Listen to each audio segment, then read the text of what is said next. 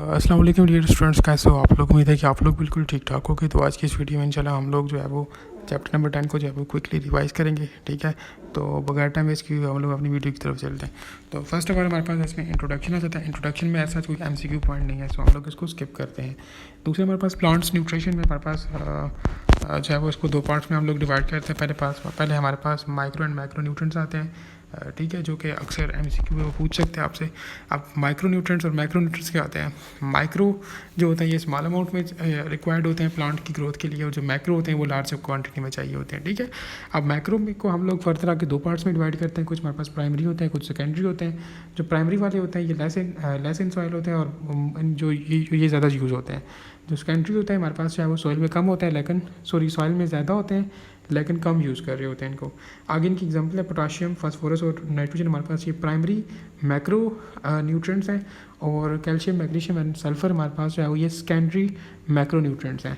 अब आपको ये अगर याद नहीं भी होते प्राइमरी सेकेंडरी वाले, आप लोग बस ओवरऑल इनको कंबाइन ही याद कर लो, क्योंकि मोस्टली एग्जाम में जस्ट उन्होंने कंबाइन का ही पूछा होता है। MCQ होता है कि all of the followings are micro nutrients except, या क्वेश्चन आ सकता है कि सिलेक्ट मैक्रो न्यूट्रिएंट्स। तो आप लोगों ने इस तरह से इनको प्रिपेयर करना है।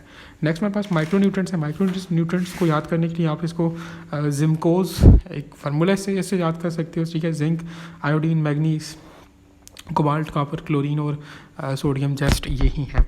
अब दूसरे हमारे पास इसमें special modes of nutrition in plants आ जाते हैं। इसमें हमारे पास अगर हम लोग प्लांट्स को डिवाइड करें तो हमारे पास कुछ पैरासिटिक होते हैं, कुछ सैप्रोफिटिक होते हैं। ठीक है, और कुछ हमारे पास जो है वो कैरीवोर्स होते हैं। अब इनको फर्दर हम लोग एक्टिव और पैसिव ट्रैप्स में डिवाइड करते हैं। यहाँ से आप लोगों ने जस्ट ये ध्यान में रखना है कि हमारे पास वीनस प्ले ट्रैप हमारे पास ये एक्टिव ट्रैप शो करता है, और हमारे पास पिथफुल ट्रैप और फ्लाई पेपर ये पैसिव ट्रैप शो करते हैं। ठीक है, और आगे हमारे पास जो है वो पिचर प्लांट कहीं पूछ सकता है। पिचर प्लांट हमारे पास ये पिटफुल ट्रैप में होता है, और पिटफुल ट्रैप फर्दर आगे पैसिव ट्रैप में आता है। ये क्वेश्चन आते हैं, और फर्दर आप लोगों को पता होगा फ्लाई पेपर में आगे क्या क्या आ जाता है, तो वो sundew and bolt watts. Just ये MCQ आते हैं, बाकी इसमें ऐसा तो और कुछ भी नहीं है। नेक्स्ट हमारे पास जो है वो root of stomata in the gaseous exchange and transpiration. तो इसमें हमारे पास जो है वो स्टोमेटास जो है वो गार्ड होते हैं, इनके साथ दो गार्ड सेल्स होते हैं जो कि हमारे पास ये गैसेस एक्सचेंज और ट्रांसपायरेशन में हेल्प कर रहे होते हैं। यहाँ पर हमारे पास डाइकोट्स और मोनोकॉट्स आ जाते हैं। इसका जस्ट पता हो, डाइकोट हमारे पास किडनी शेप्ड होते हैं, मोनोकॉट हमारे पास ये बेल शेप्ड होते हैं। अब इनकी इनर वाल हमारे पास थिक होती है और नॉन इलास्टिक होती है। आउटर वाल हमारे पास थिक होती है लेकिन इलास्टिक होती है। अब यहाँ से जो MCQ पॉइंट है वो ये है, कहता है कि epidermal cell around the guard cell हमारे पास वो सबसाइडरी सेल्स होते हैं। ठीक है, और गार्ड सेल्स में हमारे पास न्यूक्लियस और साइटोप्लाज्म होता है, ये आप लोगों को पता होना चाहिए। जो मीसोफिल्स होते हैं ये दिन के वक्त एक्टिव होते हैं, और जो गार्ड सेल्स होते हैं ये नाइट के वक्त। ठीक है, अब ट्रांसपिरेशन कहता है कि 90% ऑफ ट्रांसपिरेशन हमारे पास स्टोमेटा के थ्रू हो रही होती है। बस यही दो तीन MCQ पॉइंट्स हैं। नेक्स्ट हमारे पास जो है वो इसमें आता है ट्रांसपोर्ट इन प्लांट्स। अब ट्रांसपोर्ट इन प्लांट्स हमारे पास जो है वो उसके लिए दो हमारे पास कंपोनेंट्स हैं, एक जाइलम और एक फ्लोएम। आप लोगों को फर्स्ट ऑफ ऑल जाइलम और फ्लोएम का पता हो कि हमारे पास जो फ्लोएम होता है ये उसको फूड को कंडक्ट कर रहा होता है, और जो जाइलम होता है ये वाटर को कंडक्ट कर रहा होता है, या ये वाटर ट्रांसपोर्ट सिस्टम होता है। अब फ्लोएम हमारे पास इसका आपको पता हो कि it is outer to xylem. ये डायरेक्ट MCQ में तो आपको नहीं पूछ सकता कि इट इज़ आउटर टू किसके आउटर होगा, लेकिन समटाइम्स आप लोगों के पास स्टेटमेंटल टाइप MCQs होते हैं तो ये वहाँ पर पूछी जाती हैं ये चीज़ें। ठीक हो गया। अब इसकी 5 टाइप्स हैं। इन 5 टाइप्स का पता हो, अक्सर वो पूछ लेता है कि हमारे पास ये कोई भी एक टाइप देगा आपको ना, बोलेगा कि ये हमारे पास बिलोंग करती है जाइलम के साथ या फ्लोएम के साथ, तो वो आपको पता हो। आप लोग इसको देख लो, phloem parenchyma, phloem ray cells, sieve tubes, companion cells and phloem fibres. ठीक है, अब इसमें फर्दर हमारे पास MCQs पॉइंट्स जस्ट ये है। कंपेनियन सेल्स में आप लोग देखो ये लिविंग सेल्स होते हैं। ठीक है, क्वेश्चन आ सकता है कि which one of the following is a living cell, तो companion cells are living cells. और ये जो मोस्ट इंपॉर्टेंट है वो ये है कि हमारे पास कंपेनियन सेल्स कम्युनिकेट करते हैं सीव ट्यूब के साथ थ्रू प्लाज्मोडेस्माटा। ठीक है, ये MCQ पॉइंट है कि हमारे पास companion cells communicate with sieve tube by plasmodesmata, और ये हमारे पास एंजियोस्पर्म्स में होते हैं। ये भी इंपॉर्टेंट है। अब हमारे पास दूसरे हमारे पास तो जाइलम हमारे पास जो है वो वाटर को कंडक्ट करते हैं। इसमें फर्दर ट्रिकाइड्स और वेसल्स एलिमेंट्स आ जाते हैं। ट्रिकाइड्स में जस्ट ये पता हो आप लोगों को कि इनकी विड्थ और ये सेकेंडरी लिग्निफाइड सेल वॉल होती है इनकी, इसमें न्यूक्लियस नहीं होता। और fundamental cells are surrounded by the support and storage cells, example parenchyma, fibre and sclereids. तो क्वेश्चन आ सकता है कि हमारे पास ये जो ट्रिकाइड्स होते हैं सेल्स, इनको सराउंड और सपोर्ट किया जाता है by the support and storage cells, तो वो कौन से हैं? ठीक है, या all of the following support and storage cells surrounds the tracheids except. तो ये इस तरह से एमसीक्यू हो सकता है। अब वाटर मूवमेंट बाय पिट्स, ये मोस्ट इंपॉर्टेंट है। ठीक है, ट्रिकाइड्स हमारे पास वाटर मूव करते थ्रू पिट्स, और छोटे छोटे रास्ते होते हैं, नालियाँ टाइप, वहाँ उनको कहते हैं पिट्स। अच्छा, वेसल एलिमेंट्स आ जाते हैं, इसमें ऐसा एमसीक्यू पॉइंट नहीं है। ठीक हो गया। अब ये था ये, और फर्दर अब हमारे पास इसमें आ जाता है water status in the plants. तो इसमें जस्ट आप लोगों को ये वाटर पोटेंशियल और सल्यूट पोटेंशियल की जस्ट डेफिनेशंस पता हो, और वाटर पोटेंशियल का पता हो कि हमारे पास ये सल्यूट पोटेंशियल और प्रेशर पोटेंशियल के सम के इक्वल होता है। दैट इज इट, इसमें और एमसीक्यू पॉइंट नहीं है। नेक्स्ट हमारे पास movement of the water through the roots. तो आप लोगों को पता हो, ये उन्होंने एक फ्लो चार्ट सा दिया हुआ है, स्टेप्स मेंशन किए हुए हैं। तो ये समटाइम्स वो आपसे हो सकता है कि एमसीक्यू में पूछ ले। तो फर्स्ट ऑफ ऑल हमारे पास वाटर सेल वॉल में जाता है, वहाँ से कॉर्टेक्स में, उसके बाद एंडोडर्म्स में, पेरिसाइकिल होकर जाइलम सेल्स में जाता है। तो ये पाथवे हो सकता है कि वो आपसे पूछ ले, तो इसको आप लोगों ने देख लेना। फर्दर हमारे पास एपोप्लास्ट पाथवे, सेम्प्लास्ट पाथवे और वस्कुलर ये वाला, ये इंपॉर्टेंट है, यहाँ से एमसीक्यू आने के चांसेस होते हैं। ये एपोप्लास्ट पाथवे है, इसमें हमारे पास इसमें इंटरकनेक्टिंग सेल्स होती हैं, सेल वॉल्स होती हैं। लाइक आपसे कह सकता है कि हमारे पास वो कौन सा पाथवे है जिसमें हमारे पास सेल वॉल्स आपस में इंटरकनेक्ट कर रही होती है, तो हमारे पास वो एपोप्लास्ट पाथवे है। ठीक है, जब प्रोटोप्लास्ट हमारे पास आपस में कंबाइन हो रहे होते हैं, एक कनेक्शन बना रहे होते हैं, तो वो सिम्प्लास्ट होता है, ये आ गई है। और जब वैक्यूल कर रहे होते हैं तो हम लोग वैक्यूलर या ट्रांससेलुलरी पाथवे कहते हैं। ठीक है, अभी हमारे पास जो एपोप्लास्ट पाथवे है जिसमें हमारे पास सेल्स ने एक दूसरे के साथ कनेक्शन किया होता है, तो सेल्स और इंट्रासेलुलर स्पेसेस ने, तो ये हमारे पास बेसिकली नॉन लिविंग पाथवे जिसको कहते हैं। ठीक है, नॉन लिविंग पाथवे होता है। जो सिम्प्लास्ट पाथवे ये लिविंग पाथवे है, और हमारे पास जो ये वैक्यूलर पाथवे है, इसमें वैक्यूल टू वैक्यूल हमारे पास जो है वो जाते हैं। हम लोग बेसिकली वाटर मूवमेंट पढ़ रहे हैं, वाटर जाता है थ्रू प्लाज्मोडेस्मेटा। ठीक है, वैक्यूल टू वैक्यूल प्लाज्मोडेस्मेटा के थ्रू जाता है। और मैंने आपको पहले पिट्स का ही बताया था, वो भी आप लोगों ने ध्यान में रखना है कि पिट्स में कहाँ से जाता है। ये था आप लोगों का वाटर मूवमेंट थ्रू रूट्स।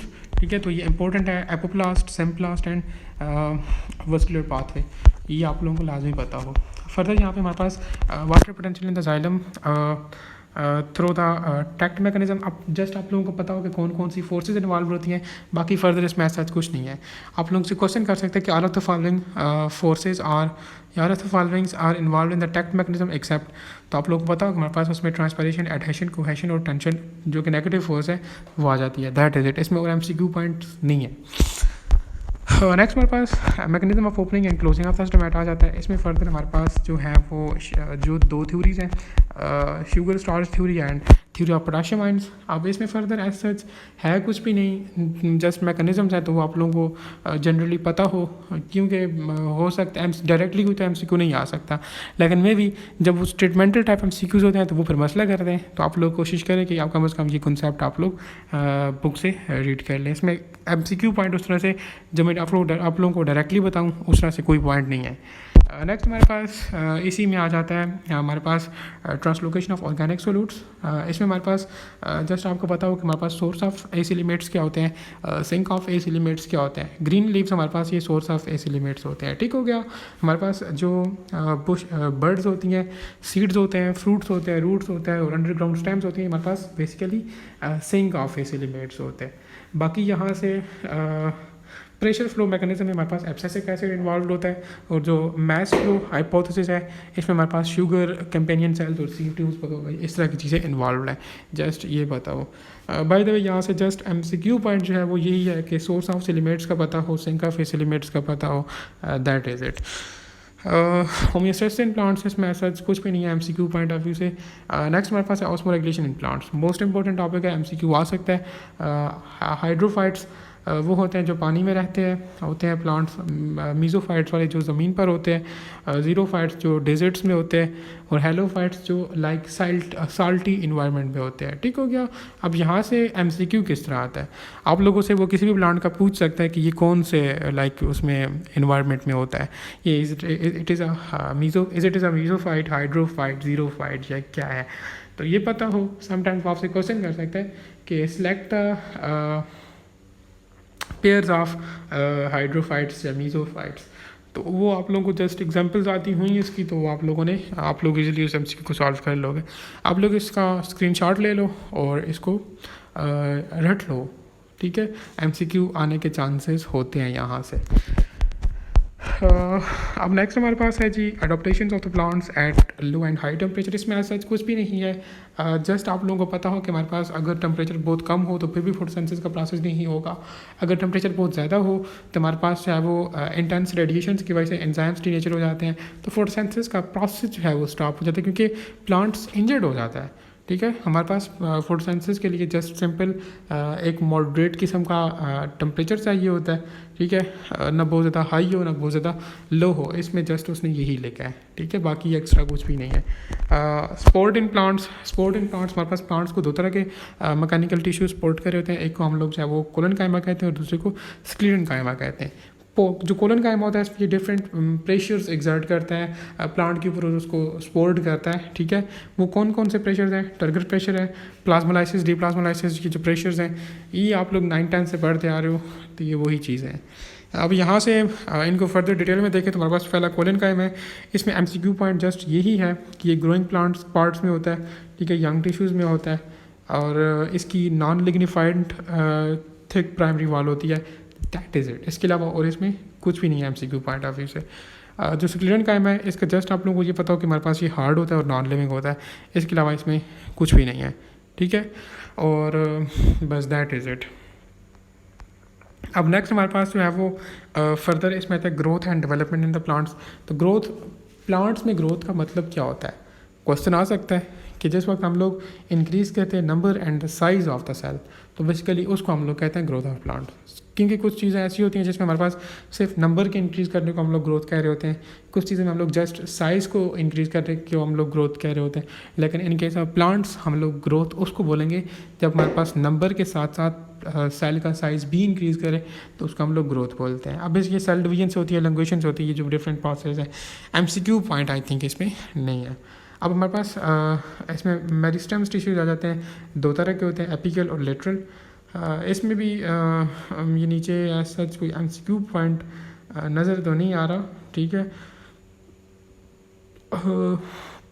हाँ इसमें भी कोई MCQ पॉइंट नहीं है। ठीक है, जस्ट ये लोकेशंस लिखी हुई हैं इन चीज़ों की, टिप्स की, और ये वो चीज़ें, बाकी इसमें MCQ पॉइंट नहीं है। नेक्स्ट हमारे पास इसमें ग्रोथ को रिलेशन आते जाते हैं। ठीक है, एपिकल डोमिनेंस कुछ कंप्लीट डोमिनेंस शो करते हैं, कुछ इनकम्प्लीट डोमिनेंस शो करते हैं। आपसे क्वेश्चन कर सकते हैं कि tomato shows complete apical dominance, incomplete apical dominance, यानी न्यूट्रल होते हैं या क्या होते हैं।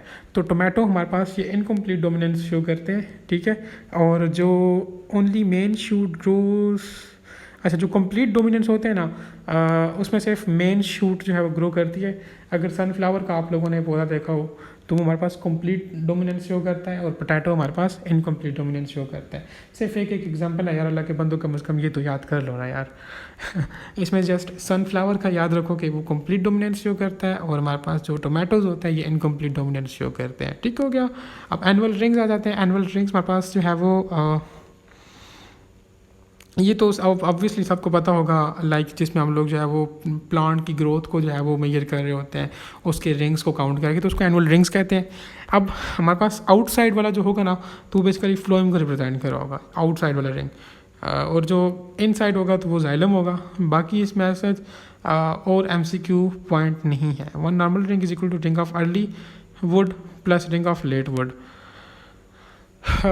जस्ट डेफिनेशन से भी पता हो यार कि एनुअल रिंग्स क्या होते हैं, दैट इज़ इट। इस मोर MCQ पॉइंट एज सच कोई भी नहीं है।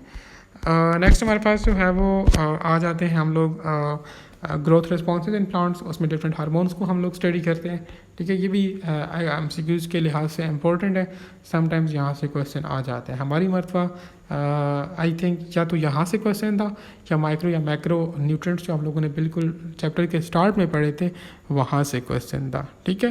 तो इन चीज़ों पर फोकस करो, बस यही है। बहुत मैं आपसे बार बार कहता हूँ कि बहुत डीपली ना जाओ, सिर्फ एक MCQ आना है, ठीक है। तो बहुत डीपली आप चीज़ों को ना लेकर चलो। फर्स्ट ऑफ ऑल हमारे पास ऑक्जेंस आ जाते हैं ना। Auxins initiate cell division in cambium and inhibit the growth in lateral buds. Just दो फंक्शन याद करो कि हमारे पास ये इनहिबिट करते हैं सेल डिवीजन को कैम्बियम में, ये एक प्लांट है, और हमारे पास इनहिबिट करते हैं growth in lateral buds. Just ये याद रखो कि हमारे पास ऑक्जेंस हमारे पास ग्रोथ को इनहिबिट कर रहे होते हैं। दूसरे हमारे पास जिब्रेलिन आ जाते हैं, ये बेसिकली ड्वार्फ जो प्लांट्स होते हैं उनको ड्वार्फ से नॉर्मल करते हैं। ड्वार्फ स्मॉल को कहते हैं ना, स्मॉल प्लांट्स के लिए हम लोग इसको यूज़ कर रहे होते हैं, सीड जर्मिनेशन के लिए यूज़ कर रहे होते हैं, ठीक है। बस दैट इज़ इट। दो फंक्शन मैंने आपको ऑक्जेंस के बताए, दो जिब्रेलिन के बताए, तो दो याद कर लो, मोर देन इनफ है। साइटोकिनेंस सेल डिवीजन के लिए होता है, केमिकली बेसिकली ये न्यूक्लिक एसिड्स होते हैं। अब क्वेश्चन कर सकता है all of which one of the following is chemically nucleic acid in nature? Gibberellin, cytokinins, abscisic acid, ethylene। तो साइटोकिनेंस हमारे पास chemically nucleic acids in nature होते हैं। With oxygen cell division in the plant tissues lateral growth और delay the just simple cell division का याद रखो, chemically ये बेसिकली न्यूक्लिक एसिड्स होते हैं। और with oxygen cell division in plants, चलिए इसको छोड़ दो, बस ये दो याद रखो, सेल डिवीजन के लिए होते हैं और न्यूक्लिक एसिड इन नेचर होते हैं।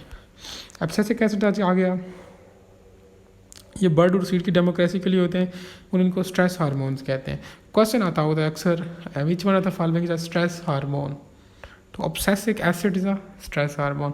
इथाइलिन क्या करता है? Ethylene inhibit the root growths and it induce the fruits ripening. अगर आप लोगों को जो है वो प्रैक्टिस टेस्ट याद हो तो वहाँ पर मैंने क्वेश्चन किया था कि which one of the following hormone induce the fruits ripening, तो वो इथाइलिन था, ठीक है। तो ये हर एक हार्मोन के मैंने आपको मैक्सिमम दो फंक्शंस बताए हैं, तो ये इंपॉर्टेंट है। जस्ट आप लोग ये भी कर लो तो this is more than enough. दोबारा रिवाइज कर लेता हूँ। ऑक्सीजन में आप लोगों ने ये ध्यान रखना कि हमारे पास ये इलोंगेशन ऑफ सेल्स के लिए होते हैं और ये इनहिबिट करते हैं growth in cambium and little birds में। जिब्रेलिन हमारे पास ये प्लांट्स को नॉर्मलाइज करते हैं, ड्वार्फिज्म से ऊपर लेके जाते हैं, और ये सीड जर्मिनेशन के लिए यूज़ होते हैं और ये ब्रेक करते हैं सीड की डेमोक्रेसी को। साइटोकिनेंस हमारे पास सेल डिवीजन के लिए होते हैं और केमिकली ये न्यूक्लिक एसिड्स होते हैं। एब्सेसिक एसिड ये बर्ड एंड सीड डेमोक्रेसी के लिए होते हैं और ये इनको स्ट्रेस हार्मोन्स भी कहते हैं। आप जस्ट ये स्ट्रेस हार्मोन वाला भी चीज़ याद रख लो कि हमारे पास ऑब्सेसिक एसिड को हम लोग स्ट्रेस हार्मोन कहते हैं, तो this is more than enough. Ethylene की बात करें तो हमारे पास ये ग्रोथ को इनहिबिट करते हैं और ये इंड्यूस करते हैं रिपनिंग को। अक्सर आप लोगों ने फ्रूट्स वगैरह कोई लाइक ख़राब होते देखा होगा तो वो इथाइलिन की वजह से हो रहे होते हैं। नेक्स्ट अब हमारे पास इसमें आ जाते हैं जी प्लांट मूवमेंट्स। ईजी है, लाइक उनके नेम से इंडिकेट होती हैं, लेकिन समटाइम्स फिर भी एग्जामिनर जो है वो इस चीज़ को प्रेफर करता है और वो एग्ज़ाम में ये चीज़ें पूछ रहा होता है, इनकी सिंपल डेफिनेशंस वगैरह। तो हम लोग क्या करते हैं, प्लांट्स को मूवमेंट की बेसिस पर दो हिस्सों में डिवाइड कर लेते हैं। पहले हमारे पास जो है वो उनकी ग्रोथ की बेस पर, और दूसरा हमारे पास मूवमेंट सिंपल। तो हमारे पास कुछ प्लांट्स जो है वो रैपिडली जो है वो मूव करते हैं, कुछ लाइक स्लीप यानी कि स्लोली, ठीक है, बहुत आहिस्ता उनकी मूवमेंट्स होती है। या मूवमेंट्स बेसिकली प्लांट में मूवमेंट्स का मतलब ये नहीं है कि वो एक जगह से दूसरी जगह पर जाते हैं। मूवमेंट से मुराद कि उनका लाइक बढ़ना, उनकी ग्रोथ, ठीक है, मूवमेंट से मुराद वो है, ठीक है। ये नहीं है कि प्लांट्स जो है वो एक जगह से दूसरी जगह मूव करते हैं। मूवमेंट का मतलब यहाँ पर वो मूवमेंट नहीं है, ठीक है। अब हमारे पास जो ग्रोथ मूवमेंट होती है, जो एक्सटर्नल होती है बेसिकली, इसको हम लोग दो पार्ट्स में डिवाइड करते हैं। एक हमारे पास ऑटोनोमिक होती है और दूसरी हमारे पास पैराटोनिक होती है। अब जो हमारे पास ऑटोनोमिक होती है, इसमें हमारे पास पूरा प्लांट का जो पूरा प्लांट होता है वो ग्रोथ जो है वो करता है। लेकिन हमारे पास जो पैराटोनिक होती है, तो हमारे पास कुछ स्पेसिफिक पार्ट्स ऑफ प्लांट्स जो है वो ग्रो करते हैं, या सिर्फ लीव्स करेंगे, या सिर्फ फ्लावर्स, या सिर्फ फ्रूट्स वगैरह, या सिर्फ स्टेम्स, तो ये वो होता है। अब ऑटोनोमिक को देखते हैं जिसमें हमारे पास पूरा प्लांट ही ग्रो करता है। इसमें हमारे पास फर्दर इसको हम लोग 3 पार्ट्स में डिवाइड करते हैं। एक हमारे पास है एक्सपिनॉस्ट्री, दूसरे हमारे पास हाइपोनास्ट्री, और तीसरा हमारे पास न्यूटेशन। अब जो हमारे पास एक्सपिनॉस्ट्री है, इसमें हमारे पास अपर पोर्शन जो होता है प्लांट का वो ज़्यादा ग्रो करता है। जो हमारे पास हाइपोनास्टी होता है, इसका नेम से इंडिकेट हो रहा है हमारे पास प्लांट का लोअर पार्ट जो होगा, लोअर जो उसकी चीज़ें होंगी वो जो है वो मूव करेंगी, मूव या ग्रो करेंगी। और न्यूट्रिशन इसमें हमारे पास जिग जैग मैनर में कभी किधर से मूव वो हो रही है और कभी किधर से ग्रोथ हो रही है, तो बस दैट इज़ इट। अब दूसरे हमारे पास जो है वो पैराटोनिक, जिसमें हमारे पास जस्ट प्लांट का कोई पार्ट जो है वो ग्रो करता है, कोई स्पेसिफिक पार्ट, ठीक है। इसको हम लोग जो है वो फर्दर हम लोग 3 पार्ट्स में डिवाइड करेंगे, एक ट्रोपिक मूवमेंट, एक नॉस्टिक मूवमेंट और एक टेक्टाइल मूवमेंट। अब ये ट्रोपिक मूवमेंट होती है ना, इसको हम लोग जो है वो फर्दर 5 पार्ट्स में डिवाइड करते हैं। जियोट्रॉपिज्म जो ग्रेविटी की वजह से होती है, फोटो जो लाइट की वजह से, हाइड्रो पानी की वजह से, थर्मो टेम्परेचर, और कीमो कुछ भी केमिकल्स वो लाइक एग्स पम पोलन ट्यूब्स वगैरह, ये होते हैं की चीज़ें आ जाती हैं। दैट इज़ इट, ठीक है, इनके नेम से इंडिकेट था। अब नेक्स्ट हमारे पास जो नॉस्टिक मूवमेंट होती है, ये हमारे पास नॉन डायरेक्शनल होती है और depend upon the variation of intensity, ठीक है। और अब क्वेश्चन आ सकता है कि which one of the following is non directional movement of the plant. तो वो nastic movement is the non directional movement of plants, N से नॉस्टिक, एन से non directional, simple as that. अब इसको फर्दर हम लोग 3 पार्ट्स में divide करते हैं। हमारे पास एक होता है photonasty, thermonasty and सेस्मोनास्टी। Photonasty light की इंटेंसिटी पर डिपेंड करता है, थर्मो टेम्परेचर पर, और हमारे पास ये जो सेस्मो होता है ये मैकेनिकल स्ट्रेस वगैरह इस तरह की चीज़ें आ जाती हैं, प्रेशर्स वगैरह, ये ठीक है। अब हमारे पास इसकी जो तीसरी टाइप है वो है टेक्टिक मूवमेंट्स। टेक्टिक मूवमेंट्स हमारे पास फोटोटेक्टिक, थर्मोटेक्टिव एंड कीमोटेक्टिव, ठीक है। ये सारी लाइक वही चीज़ें हैं, फोटो, लाइट, थर्मो टेम्परेचर, और मीन्स ईजी है। जस्ट यहाँ से आप लोग एक MCQ पॉइंट ध्यान में रखो कि नॉन डायरेक्शनल कौन सी नॉन डायरेक्शनल मूवमेंट कौन करता है, वो नॉस्टिक मूवमेंट्स होती हैं, ठीक है, नॉन डायरेक्शनल। अच्छा, लास्ट पोर्शन है इस चैप्टर का, इसमें हमारे पास फोटो पीरियडिज्म इंपॉर्टेंट है। इसमें हमारे पास कुछ शॉर्ट डे प्लांट्स होते हैं, कुछ लॉन्ग डे प्लांट्स होते हैं और डे न्यूट्रल प्लांट्स होते हैं। इसमें एज सच डेफिनेशन तो ऑब्वियसली पूछेगा नहीं, क्योंकि ये बच्चों का एग्ज़ाम नहीं है। वो आपसे एग्जांपल्स का पूछेगा, वो आपको बोलेगा कि टोबैको क्या है, it is a short day plant, long day plant या डे न्यूट्रल प्लांट। तो it's a short day plant. आप लोगों ने एग्जांपल्स याद रखनी है। मैंने पहले भी आपसे कहा था कि एग्जांपल्स काफ़ी इंपॉर्टेंट होती हैं, क्योंकि एप्लीकेशन बेस्ड पेपर बनता है, तो फिर उसमें वो आप लोगों को एग्जांपल्स से ही कंफ्यूज कर रहे होते हैं, ठीक है। आप इसकी स्क्रीनशॉट ले सकते हो या अपने पास नोट कर सकते हो और इसको आप लोग बिल्कुल रट लो, ठीक है। अगर इस चैप्टर में से MCQ आया भी ना, तो आप लोगों के पास सबसे पहले माइक्रो मैक्रो न्यूट्रिएंट्स हैं, दूसरे नंबर पर वो ज़ीरोफाइट्स, हेलोफाइट्स, उनकी एग्जांपल्स हैं। प्लांट इधर फोटो पीरियडिज्म में ये जो मैंने अभी ये एग्जांपल्स ये वाली हैं, ये इंपॉर्टेंट है। बाकी इसमें हम लोगों ने पढ़ा था ये हार्मोन्स इंपॉर्टेंट है, यहाँ से क्वेश्चन आ सकता है। इसके अलावा हमारे पास जो है वो क्वेश्चन आ सकता है जी आप लोगों के पास इसमें और आई थिंक इसमें ऐसा कोई इस तरह का पॉइंट नहीं है जहाँ से क्वेश्चन आने के चांसेस हों। तो यही 3-4 चीज़ें हैं, इनको आप लोग लाजमी कोशिश करें। ये हाइड्रोफाइट्स, मीज़ोफाइट्स, ये भी मैंने आपसे कहा था, ये भी इम्पोर्टेंट है। फर्दर इसमें एज सच कोई MCQ पॉइंट नहीं है। ये upper class, some class, chief in pathways का पता हो, समटाइम्स यहाँ से भी एग्जामिनर क्वेश्चन उठाता है, ठीक है। तो ये चीज़ें इंपॉर्टेंट है, ठीक है। अब आपको पता हो टोबैको, ये सोयाबीन्स वगैरह, ये हमारे पास शॉर्ट डे प्लांट्स हैं। कम से कम आप सारी नहीं भी याद करते, आप कम से कम यहाँ पे देखें 4-4 मेंशन, आप लोगों को 2-2 तो लाजमी याद होनी चाहिए, ठीक है। बाकी फिर आपकी लक है, पहले तो सारी याद करें, अगर नहीं होती तो 2-2 तो लाजमी याद करें ना, ठीक है। नेक्स्ट हमारे पास फाइटोक्रोम्स है, इसमें कोई MCQ पॉइंट नहीं है। लास्ट में आप लोगों के पास मिनरलाइजेशन है। ये बेसिकली हम लोग प्लांट को जो है वो उसकी ग्रोथ के लिए उसको थोड़ा कम टेम्परेचर वाले एनवायरनमेंट में रखते हैं, ठीक है। लो टेम्परेचर ट्रीटमेंट है बेसिकली, तो उसको हम लोग मिनरलाइजेशन कहते हैं। ये था आप लोगों का चैप्टर नंबर 10। उम्मीद है कि आप लोगों ने जो है वो लाइक इसको रिवाइज कर लिया होगा, और फर्दर कोई क्वेश्चन वगैरह है तो आप लोग कमेंट सेक्शन के अंदर पूछ सकते हो। Thank you.